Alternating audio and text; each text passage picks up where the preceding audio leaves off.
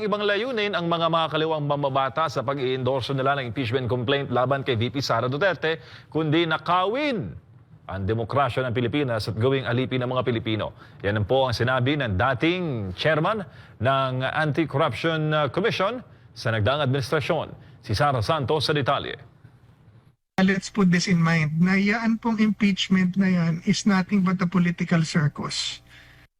Dalawang impeachment complaints na ang inihain laban kay Vice President Sara Duterte kaugnay sa naging paggastos nito ng public funds. Posible rin na bago matapos ang linggo ay may pangatlo pang reklamo na ihahain laban sa pangalawang pangulo. Isa si Greco Bellica, dating chairperson ng Presidential Anti-Corruption Commission o PACC, sa mga naniniwala na politically motivated ang lahat na ginagawa laban kay VP Sara. Matatandaan na ang unang reklamo ay inihain ng mga mambabatas na kasama sa Partido Liberal. Makalipas ang 2 araw, inendorso naman ng 3 makakaliwang mambabatas sa ilalim ng Makabayan Bloc ang ikalawang impeachment complaint laban kay VP Sara.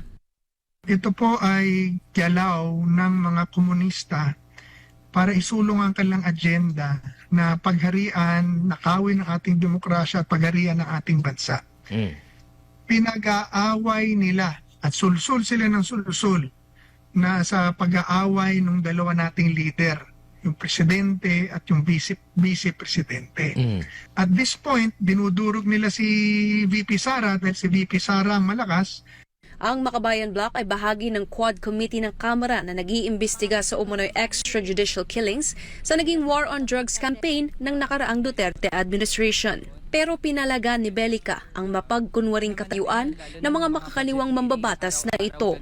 Sila ang bato ng bato tungkol sa confidential funds. Sila ang nagpapa-impeach kay VP Sara. Sila rin ang nagpakulong kay Attorney Zulaika Lopez.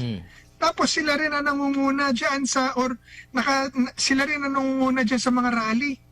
While they are in Quadcom, nandun din sila sa rally. O akala ko ba kakampi nila si administrasyon ngayon, si Presidente Marcos, si Speaker. Pero inyat nung Bonifacio Day, sila rin po nangunguna sa rally. Sabi pa ni Bellica, wrong timing ang ginawang hakbang laban sa bise. No time left and they know it. It's December 20, break na, may proseso pang pagdadaanan yan sa Kongreso. Hindi na ho uusad yan dahil pagdating ng June, may bago ng Senado, wala na yung impeachment na yan. Alam nila po yan. Pero bakit po nila itinuloy pa? Wala lang. Just to divide the Filipinos, pagkaway-awayan ng mga Filipinos and fan the fire.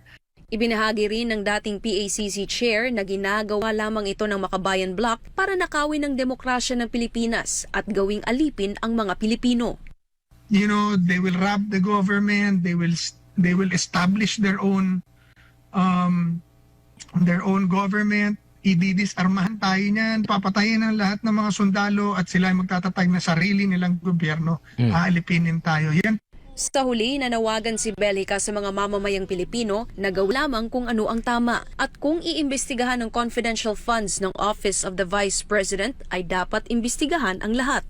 Ang akin pong advice at panawagan sa mga Pilipino ay mag-isip, manalangin at pag-aralan talaga ang issue. Speak what is right, speak out your heart. Sabihin nyo kung anong ayaw nyo, mag-demand tayo ng audit, mag-demand tayo ng investigasyon. Alamin natin saan nila ginastos sa lahat ng pera. Lahat sila hinga natin.